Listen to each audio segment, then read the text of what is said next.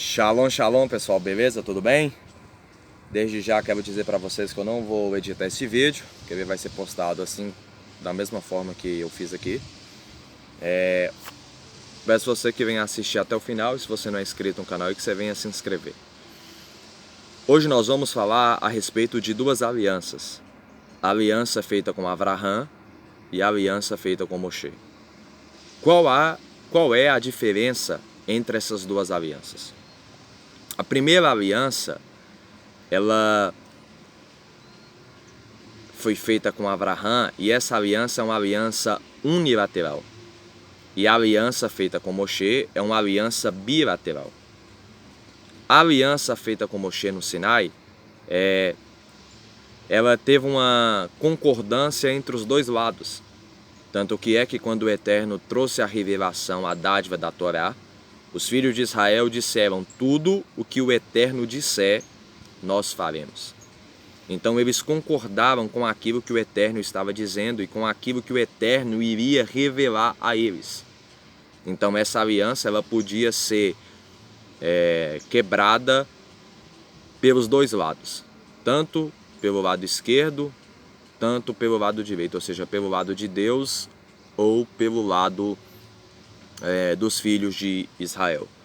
Só que a aliança feita com Abraham foi uma aliança unilateral. E a aliança unilateral, ela é diferente e ela também é mais forte do que uma aliança bilateral. Porque uma aliança unilateral, ela é mais difícil de ser quebrada porque ela foi feita apenas por um lado só. E como ela foi feita por um lado só, é mais difícil de ser quebrada, e o lado que prometeu, o lado que fez a aliança, foi feita perante o próprio Deus. Foi o próprio Eterno, foi o próprio Hashem, o Santo Bendito, que fez a aliança com Abraham. E nós lendo as Escrituras, isso é muito nítido, é muito claro. E olha o que Paulo ensina aqui em Gálatas capítulo 3, no versículo 5 e 6, ele diz assim: o que pensam sobre Deus, que lhe supre com o Espírito e realiza milagres entre vocês? Será que ele fez isso por causa da guarda dos mandamentos da Torá, da lei, ou porque confiam no que ouviram e são fiéis a isso? Verso 6. O mesmo aconteceu com Abraham.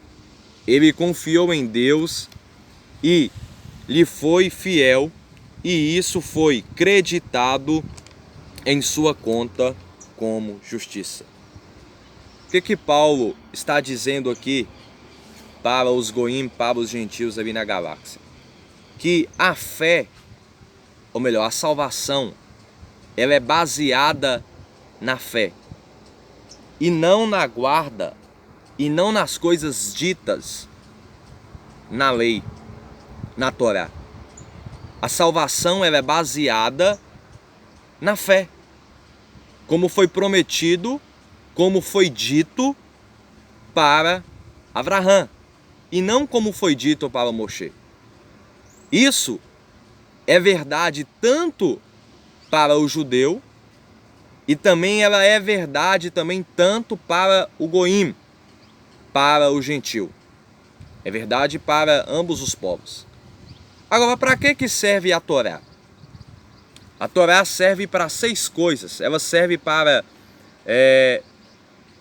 coordenar, para nos mostrar como nós devemos viver as nossas vidas. Ela serve para nós administrarmos 6 áreas das nossas vidas. Primeiro, ela trata de lei de restituição, lei da terra, como plantar e etc. Ela trata também sobre os problemas da agricultura. Terceiro ponto, a Torá trata sobre família. Quarto ponto, a Torá ela trata sobre adoração. Quinto ponto, ela trata sobre o relacionamento entre homens e mulher, ou entre homem e mulher. E sexto ponto, ela trata sobre as festas. Que festas? Sobre as festas do Eterno, escrito lá em Vaikra, Levítico, capítulo de número 23. Então a Torá, ela serve para administrar essas 6 áreas da vida que eu acabei de dizer aqui. Mas a questão de justificação, a questão de você ser justificado perante Deus, ela não vem da aliança bilateral feita no Horebe, feita no Sinai. Ela é da aliança feita com Abraão, da aliança unilateral a qual o Eterno mesmo prometeu para Abraão. Então todos nós, sem exceção, judeu e grego, judeu e grego, judeu e gentil, ninguém é salvo por guardar a lei de Deus. Ninguém é salvo por obedecer os mandamentos da Torá. Nós somos salvos pela graça e pela misericórdia do Eterno. Sempre foi assim. É só você olhar a história de Davi. Os rabinos dizem que das 10 palavras de Êxodo 20, Davi conseguiu quebrar todos os mandamentos, exceto um. O único mandamento que ele não transgrediu foi o mandamento de idolatria.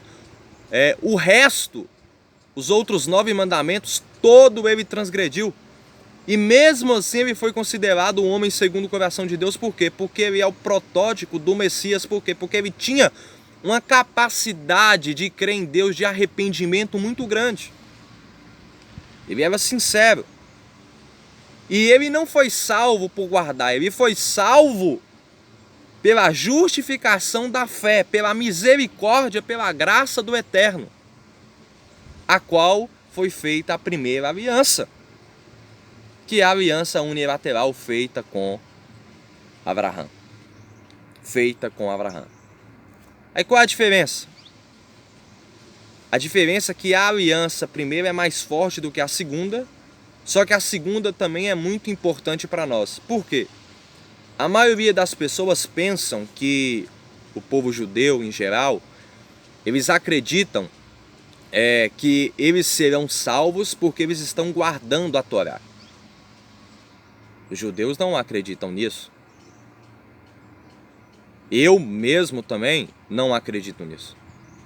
Existe uma grande diferença em você guardar a Torá para querer ser salvo e você guardar a Torá porque senão você será prejudicado. A diferença é essa. Se eu guardar a Torá, eu não vou ser salvo por causa disso. Mas se eu não guardar a Torá, eu serei prejudicado. E esses termos estão no contrato. Vou dar alguns exemplos aqui. Deuteronômio capítulo 27. No final lá do versículo, a partir do versículo 25, 26. Existem maldições prescritas ali para os que transgredirem a Torá. Se eu quebrar a Torá, virá maldição sobre minha vida. Eu serei prejudicado. A guarda da Torá não irá me salvar.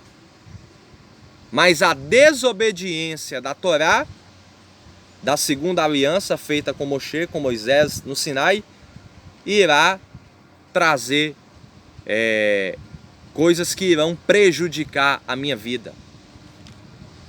Então essa é a grande diferença. Então nós precisamos entender isso.